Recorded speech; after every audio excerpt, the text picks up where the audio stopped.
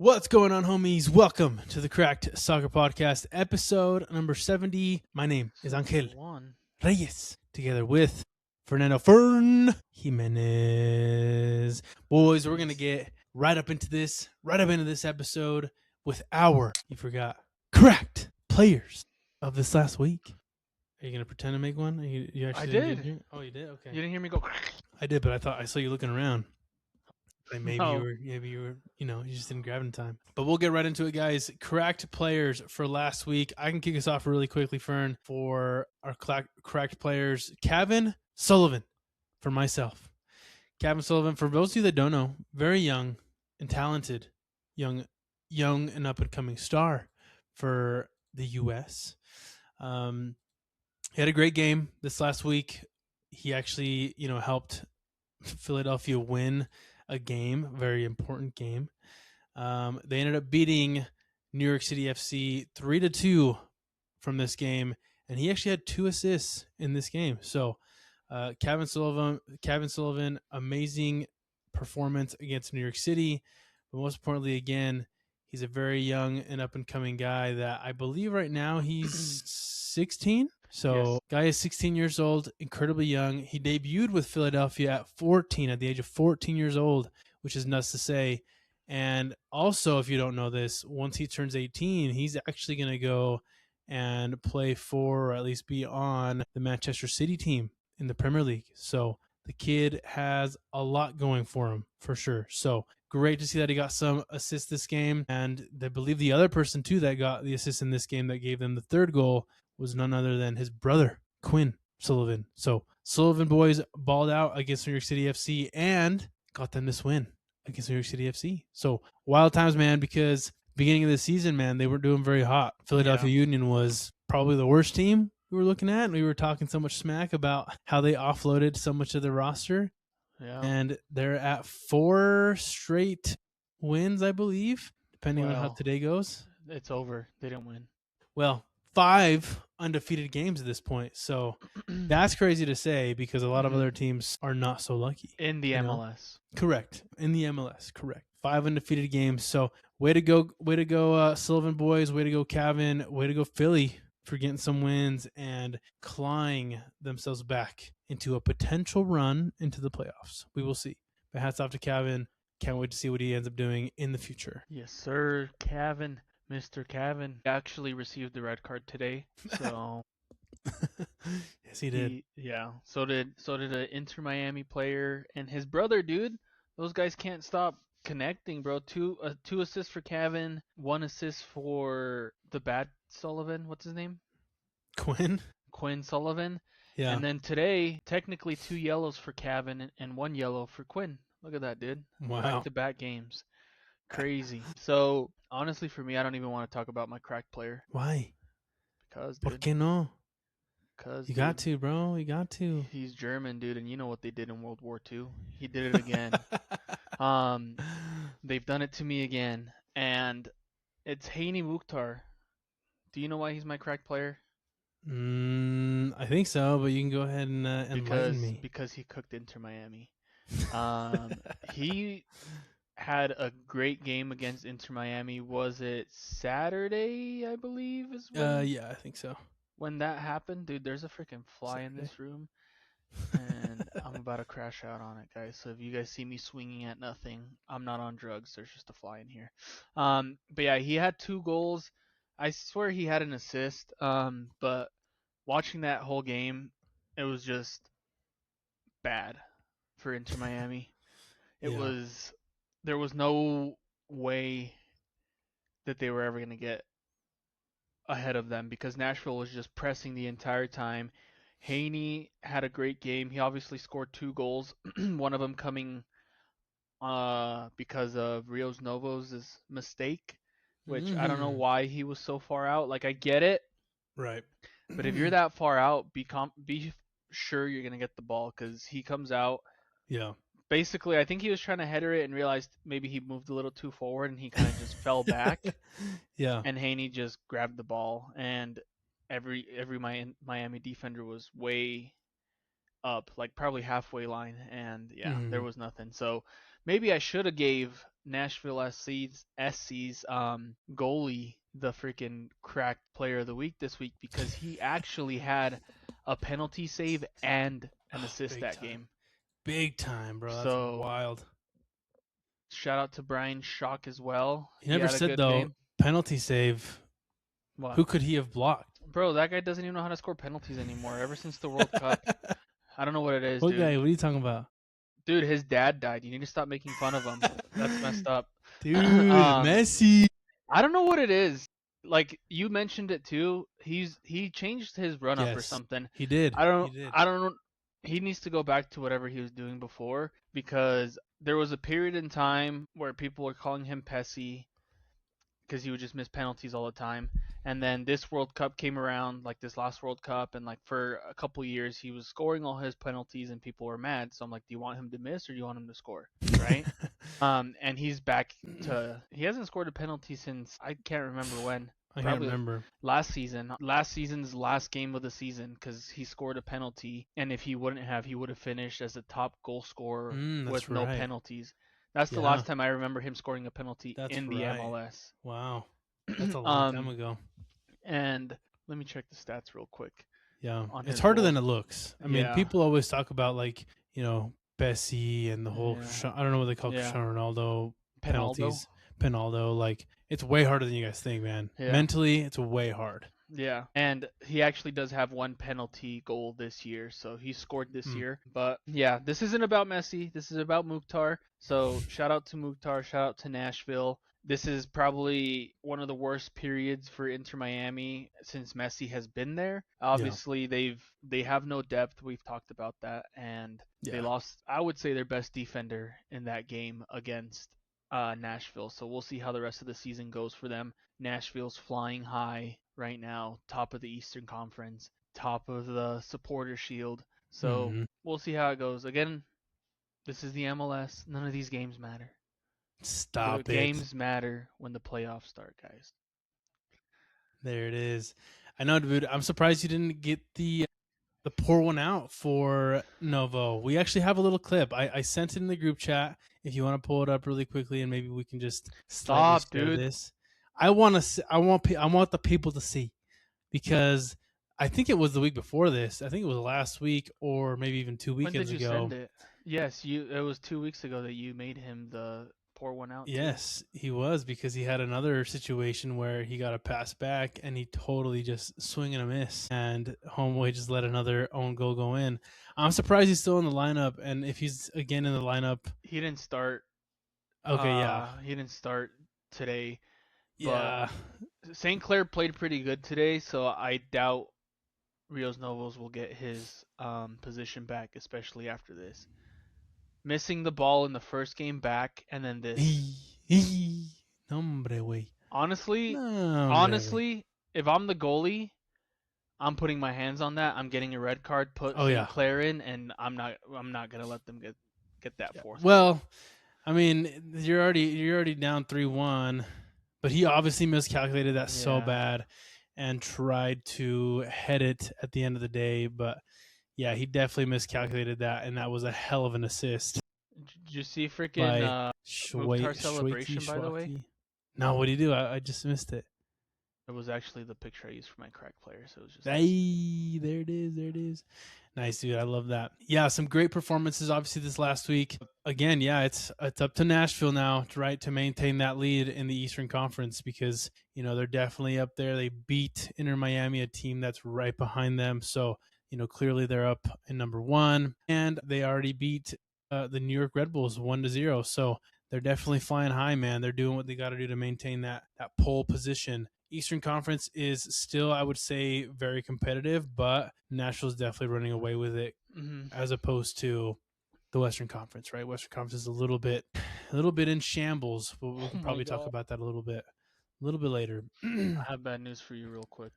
Ooh, give me the veggies. Real Salt Lake's losing 2-0, 26 minutes in. I'm home. Well, that's what happens when you go up against the Golden Boot leader. As of right now, ladies and gentlemen, the MLS 15. Golden Boot is in crazy.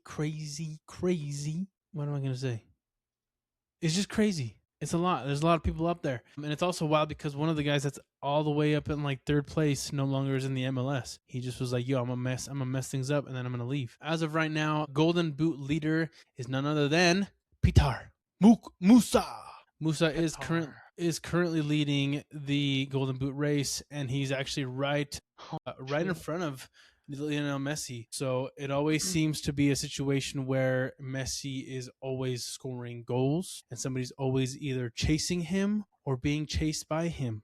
Messi's always just that guy. So as of right now, we have Peter Musa in first place with 14 goals, soon to be updated after today. Messi in second place with 13. Hugo Kuipers, no longer in the MLS, but he also had 13 before leaving. And then that's also right behind Nico Fernandez, Guillermo Augusto over there in Houston, and Sam Surridge. So lots of people up there fighting for the Golden Boot race. I think it's one of those questions, man, like it yields to say that, to ask this question on, is this a situation where, yes, people are going to continue to chase Musa, or maybe Sam Surridge, or maybe like a Prince Owusu comes up and like obviously takes the lead? Or is this a situation where, again, we're just going to have another season where Messi is just balling out and everybody chases Messi all the way into the last game of the season? What do you think, dude? With the form that Musa's been in, I don't want to say run away with it, because like you said, it's very competitive. You can drop down to the 17th player in the in the top scorers, and they'll have 10 goals, double-digit goals. And even then, the 20th player has 9, so it's just one off of getting into double digits. But yeah, if Inter Miami can lock in and do what they need to do, I feel like he has a really good chance at continuing and possibly going back-to-back Golden Boots. But Musa has been playing so well. Like I said, Dallas is currently up 2-0 against our home team, RSL. Musa has scored already, and he may get another one. But Surridge, Nashville's been playing so well. I can see him getting into the top 3. Kuipers, he'll be out of there soon. Tyberibo, for as bad as DC United have been, he's still there. Again, same thing with Prince Owusu. Montreal has been inconsistent, let's say, because I feel like, I want to say they're bad, but they just beat the Crew today. Owusu scored. Yeah. So like this Golden Boot race is going to be very interesting this year. And Montreal added Alexis Sanchez, so you don't know how he's going to affect that Montreal team either. You never know. Yeah, we'll see. This guy's going to end up with fucking 15 goals by the end of the season, and Owusu's going to have 20, dude. They're just going to lock in and win the MLS Cup, you know? You never know. And even like this, like Agosto for Houston Dynamo, that's kind of a surprise, you know? So a lot of these teams, I feel like, even Denki, I haven't, Cincinnati started bad. Denki and Evander are both on 11 goals. So honestly, I think that's good, because these people, some people don't care about individual stats or the individual trophies, but that's what gets you paid, right? Like if you're the top goal scorer in the MLS, that's going to get you money. So these people are going to be fighting for it, fighting for a contract, and you can say, hey, I won the Golden Boot in the MLS. I beat Messi to the Golden Boot.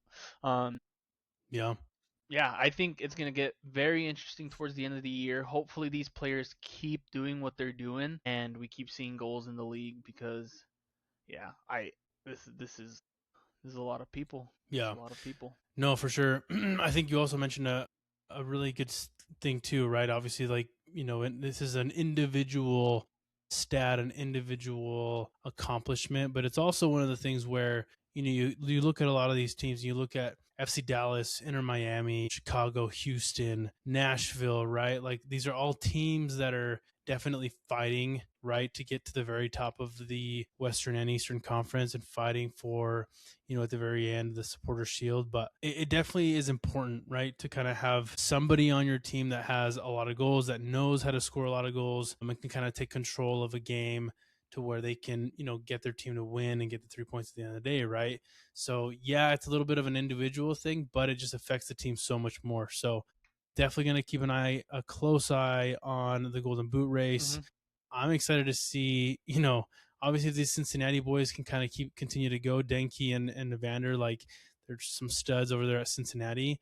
But also I'm surprised LAFC only has Denny Bwanga down there in number 14th with 10 goals, right? Like you would definitely assume that, Martinez has more goals. I don't even know where Son is. How many goals does Son have this season? I know he's had a bit of a slower season this year, I would say. Yeah. But a lot of these other He's at top teams. 4 goals. Oof, yeah, But that's he wild. has 8 assists. Oh, really? Dang, Yeah. that's crazy. But definitely, like, a lot of these other teams like an LAFC or a San Diego, like you definitely kind of like wonder, okay, like when is somebody going to step up for them and kind of get them more in the race for, Golden Boot as well as, getting into the playoffs. So very cool to see. Hats off to Musa, dude. I like seeing for somebody from FC Dallas up on top, dude. I remember, praising him a lot last year when he was kind of, balling out towards the end of the season, and he's just kind of continuing that run this year. So super cool to see. Yeah. So yeah. Good news. Good Ooh, news. okay. Orlando versus Chicago is still going. It just started up. Mm. Which honestly, I would have just had them start the second half, but they're finishing off the first half. Really? There was like 1 minute left. That's so dumb. Maybe they'll have a really short halftime. Maybe that's kind of the plan. Yeah. So yeah, Golden Boot race, Peter Musa. And then next thing that I wanted to kind of point out, we had a very interesting California Clasico over this last weekend where we did have San Diego taking on LAFC, where honestly last season that probably would have been a much higher ticket sell. It probably still was, but it probably wasn't near as exciting as it would have been last year. We did have San Diego actually beat LAFC 1-0. I'm not sure if you watched this game. I didn't really watch this one, but it was highly attended, likely highly watched. But one of the things that stood out to me, and I don't know if you noticed I this. just noticed it. Okay. So Dreyer did end up getting the penalty goal there. Ooh, let's go. Great game for him. Yeah, so Dreyer got the 1-0, go ahead with the penalty. I was watching the highlights, and I noticed the reason Dreyer got a yellow card in the 90th was because he took his shirt off. Yep, he took his jersey off, was going all crazy. And then in the 97th or so, I don't know if you saw this, but Anders Dreyer basically side tackles Heung-min Son as he's going down the flank, down the flag, down the line. And I mean, it was one of those fouls, right? Like he's getting ahead. You don't want him to go and have a goal scoring opportunity. You slide, he gets another yellow, gets the red card, and he's off. And I don't know if you saw after that, but they wouldn't give the ball back to Son. So Son goes over there and like pushes somebody to the ground and like says, "Yo, give me the damn ball." And then Son gets a yellow card. So it was quite the end of the game. Contentious. Yeah, very, very contentious. But it's probably one of those games, man, where you're like, dude, like, is there a clear favorite in the Western Conference right now? Like, even in California, like San Jose was amazing at the beginning of the year. They're going on 4 games without winning. LAFC sits in 3rd place now. They just lost against San Diego this last week. San Diego goes and wins against LAFC, and the LA Galaxy, well, they're still the LA Galaxy. But you know what I'm saying? Like, there's just so much craziness going on in the Western Conference that you really don't see a clear favorite in this conference. Yeah, and LAFC is currently losing to Colorado, so I think they'll pick it up. They have an own goal. They got own goal scoring on them. But I mean, if you're wanting to base off clear favorite through just points in general, Vancouver's taking that spot for sure because they're currently first in the Western Conference, 2 points ahead of Houston, but 1 game behind Houston and 3 games behind LAFC, who's in 3rd.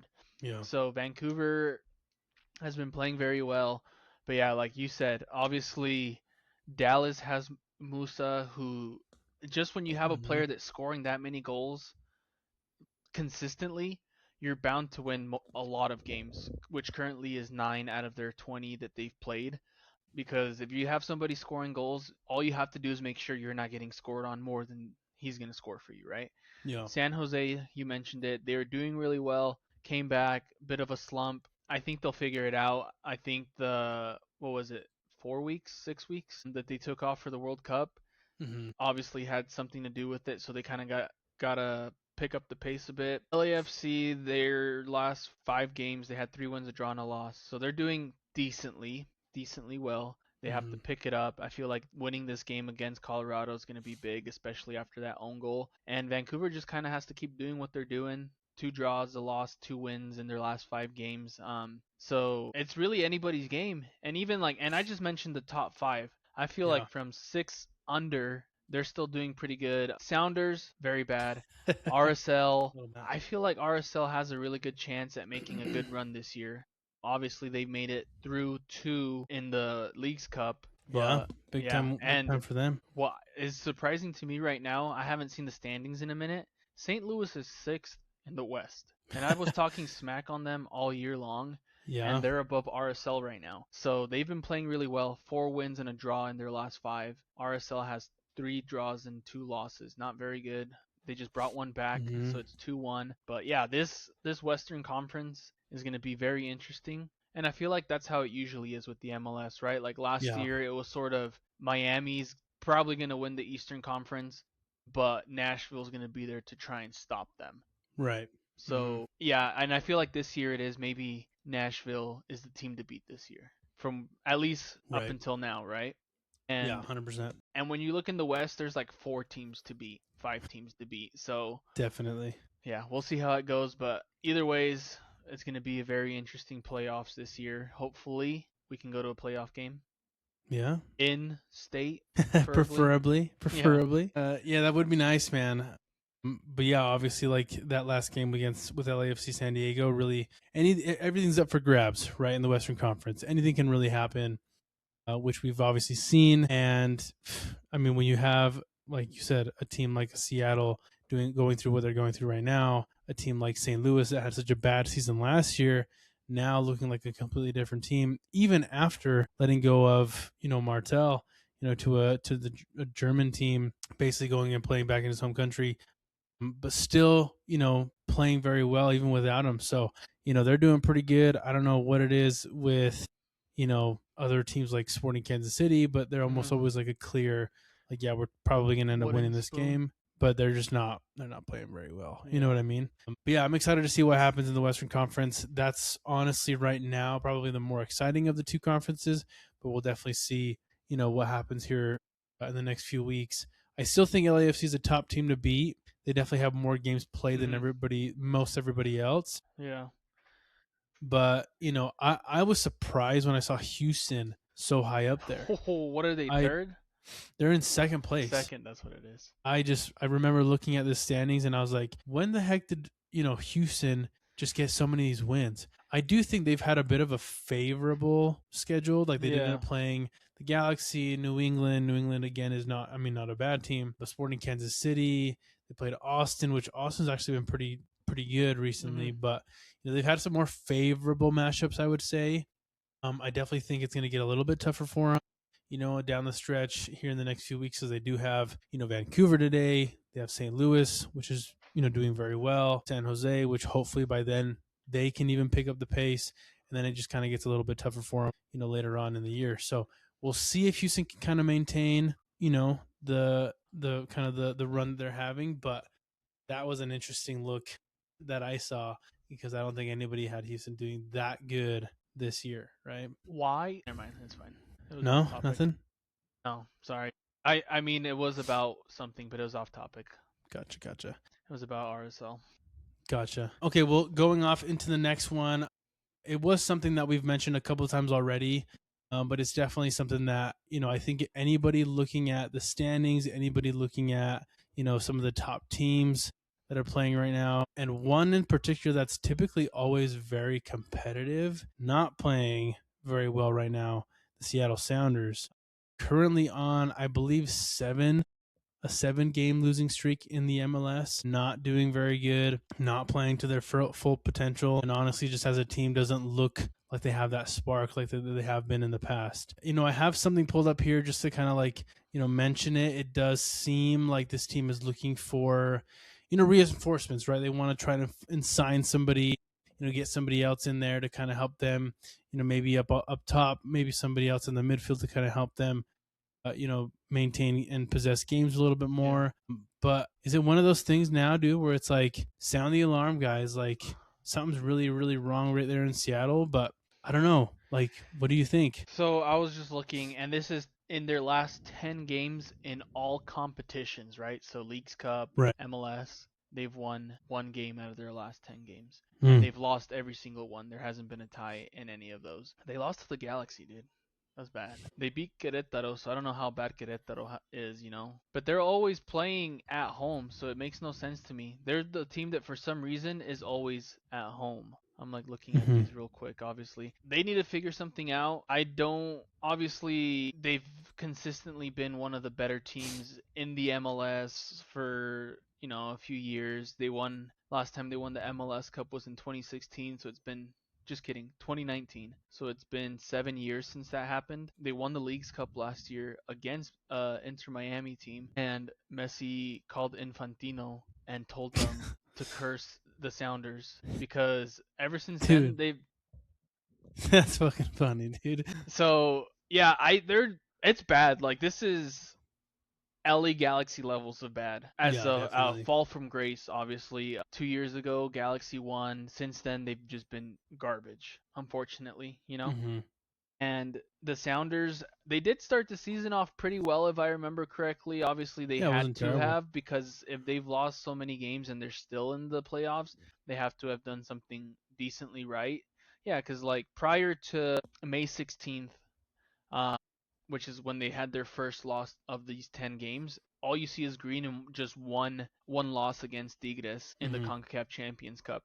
So they were doing really well up until this World Cup break, which we've mentioned it. San Jose, they kind of did bad, not as bad Yeah, as the Sounders are doing, but I don't know what they need to do. They need to figure something out. They need to get rid of Morris. That guy, he's like a homegrown. No, he's not even a homegrown. He got drafted, right, from I Stanford. think so. Yeah. He's just very injury prone. Um, Jesus They, Ferraria was yeah, doing really.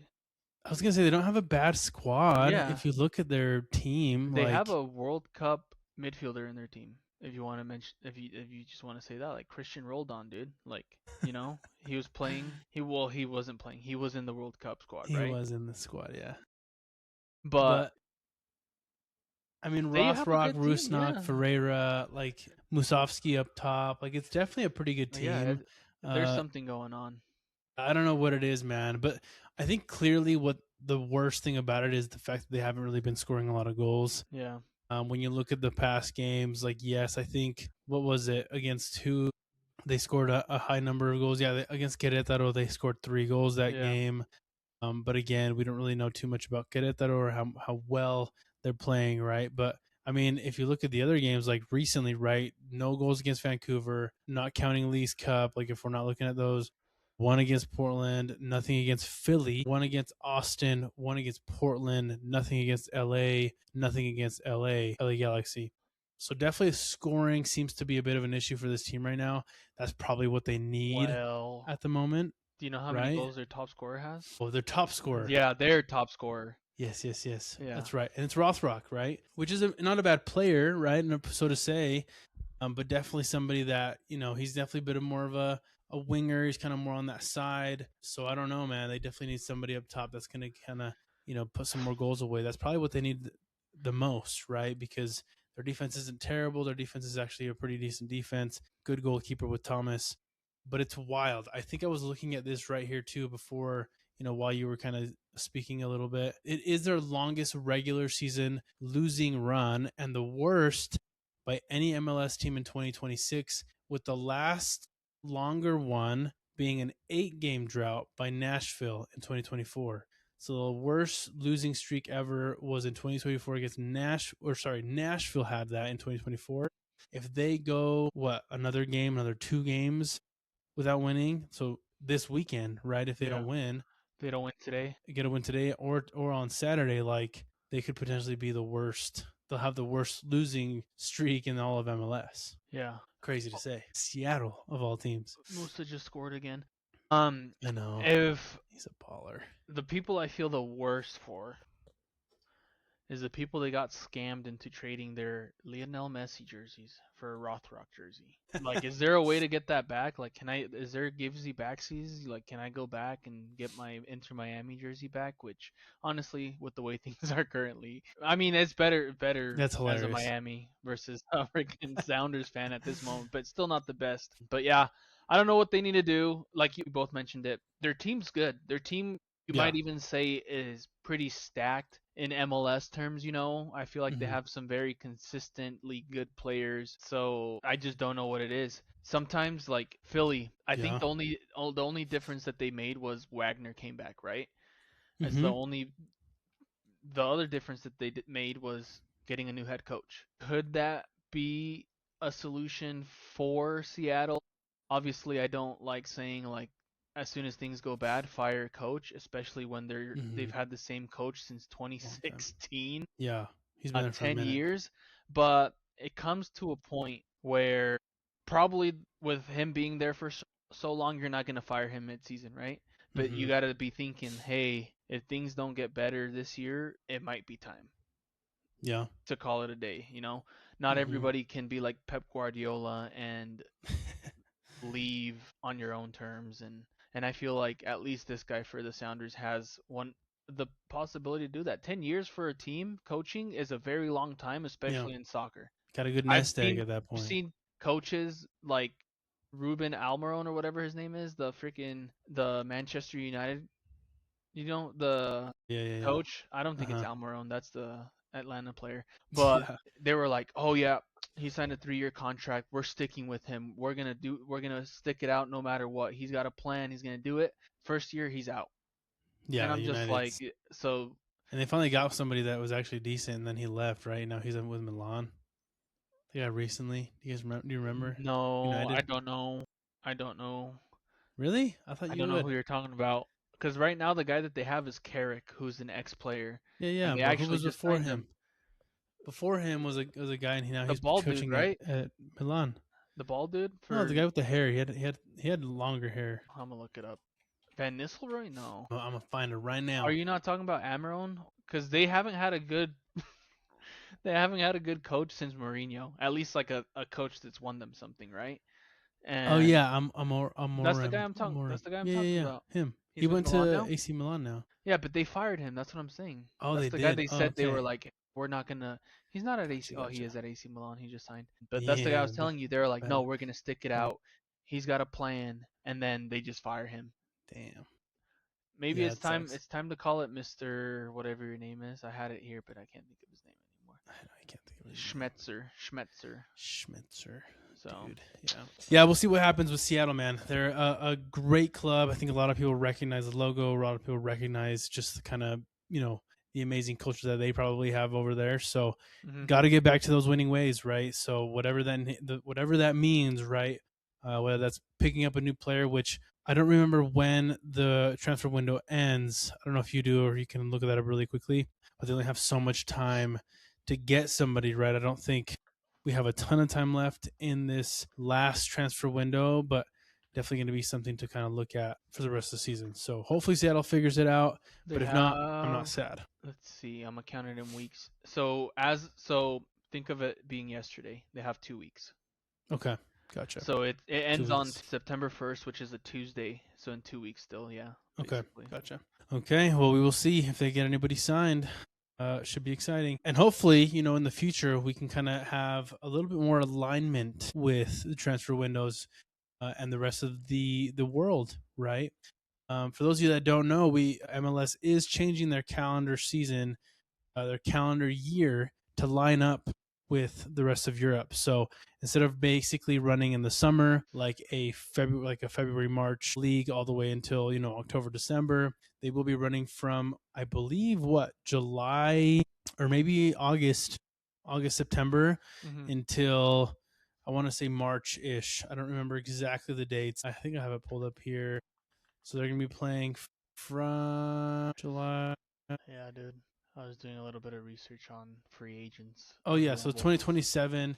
It will kick off in July and conclude in May of 2028. So 2027, 2028, we'll have the season kickoff in July, and then the final will be played in May of 2028. But before then, I don't know if you guys know this, the MLS will have a sprint season. So, the lights got to stay on. People got to pay bills, I guess. So before they end up running a full term season, they will end up doing what's called the sprint season, where they will have a shorter season with only 14 regular season games that will span from, let me double check this, launch summer. February. Ooh, yeah, okay. Sorry, I'm like reading about it right now, and I realized you were asking about that. So Yeah, it starts February and ends in May. And ooh, that's quick. so it's going to be a shortened 14 match campaign. Mm-hmm. Each team will play every team in their conference. Right. 7 Okay. home, 7 away. Ooh. And then the top 8 will go into a single elimination playoffs. So I don't know Beautiful. whether, I'm assuming they're doing that for the sprint season, because obviously they've been doing best out of 3. Which is so dumb. I was going to say maybe they should just keep it single elimination. Exactly. I get it. You're trying to get more money. You want more games to happen. But if you're going to change it to follow the European schedule, maybe let's keep these American sports ideologies out of the game. Nah, dude, we need playoffs, big dog. Come on. But yeah, MLS sprint season, definitely going to be exciting. I've been thinking, I just thought of this not too long ago, and I brought it up before the episode. It would be so much fun to see if we can get to as many games as we can, as many games as possible this next MLS sprint season. 14 weeks, basically, man. If we can figure out how to get to 14 different games, starting maybe from Salt Lake City to, covering most of the West Coast, maybe even going to the Midwest and ending it somewhere in the East Coast, like that would be so much fun, man. I don't think the schedule's out yet. I was kind of looking that up, and I don't think we have like a schedule for the sprint season. But once that does come out, I'm curious with the people at home listening, what games do we need to go to? If you are an MLS fan right now, what games are must-watch games? Is it LAFC versus LA Galaxy? Is it El Tráfico? Is that all that is made up to be? Is that amazing? Do I need to go to that game? Or is it Cincinnati against Columbus? Is it Hell on Earth? Is that the game that everybody needs to watch at least once in their life before dying? Or is it the Hudson River rivalry? Is it the New York Red Bulls against New York City FC? Is it the red versus blue? Is it the two biggest football federations, football owning parent companies going at it in MLS? Is that the game we need to watch? Is that the game that everybody, says that, is all that it needs to be? I need to know. I need to know what 14 games I need to go to next year for the sprint season. I'll tell you what 14 games. Okay. All 14 games that Messi's going to play. Dude, you're wild. We don't even know if he's playing next year, dog. Yeah. I mean, technically he's contracted too, but he has a way. He has a way of maneuvering that contract. You never know. There's some clauses up in there. Yeah, I'm excited to see how it goes. And there's obviously, it's a quick season. There's going to be a strategy to it. You can't play your best players every single game, right? You're going to have to figure it out. So it'll be interesting to see how it goes. And then whoever wins that is just going to have the Mickey Mouse trophy label put on them forever, right? Don't do that. I'm just saying, bro. I'm just saying. I'm not saying that. I'm just saying I know people are going to say it out there. Like, yeah, you won. But so, yeah, it'll be interesting to see how it all works out. I think it's going to be very high-paced in a sense of, for them, like they're going to be playing probably 2 games a week or something like that, right? Whatever it ends up being. But as a fan, you're going to have probably games not every day, but like it's going to feel like you just have a lot. It's going to feel like the World Cup, right? February to what again, you said? To May. February, 3 months. March, April, May. Wow. Was that 4? 3 months. Yeah, it's about when the playoffs. Yeah, it is about. It might have. There might have to be some double header, like 2 game weeks. Yeah, for sure. And obviously it's longer than the World Cup, but it's just gonna kind of have a bit of that feeling where you're just having games, and every game in this season MLS goes gonna World matter. Cup. That's the headline. MLS goes World Cup. That sounds Bang, bang, good, bang. dude. Hey, Bang, don't bang, say bang. that though, because then they're gonna try and sell out. Hydration breaks, big dog. Hey, Yeah, they brought actually to did you have by. a hydration break for the Nashville Miami game. So I know some of them, and I get some of them. I yeah, mean, obviously, some places right now yeah, we're Miami. 95 degrees at freaking night. You know what I mean? It's freaking insane. I can't imagine some other states, right? So totally get some of these Yeah, games that would need hydration breaks, especially when their stadium is outside because it's hot. But like in February, you're probably going to be okay. yeah. So in most Oh, places, but we'll definitely have to keep an eye out for the sprint season. Please let us know what games we need to watch for the sprint season live. We want to go to these games. We want to be a part of the MLS. Say goodbye to this old schedule, old calendar year, and bring in the new, bring in the mhm. fresh calendar year. So sweet, man. We have just a couple of things that maybe sorry, we'll just kind of cap it off now. With the upcoming games for this weekend, we'll have another full slate in terms of Major League Soccer. There are games today because we are, talking about this on Wednesday. So we'll definitely see, what happens at the end of today, and we'll probably end up maybe green screening a couple videos, right, to kind of Mhm. discuss the midweek madness. But this upcoming weekend, man, Saturday, August 22nd, full slate, and then we have 2 games on Sunday.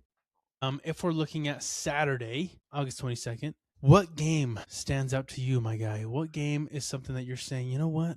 This is going to be a good game. Maybe a lot of people don't think that, but you do. Do you have one in mind, or do I need to go first? You know what? You know what? You know what?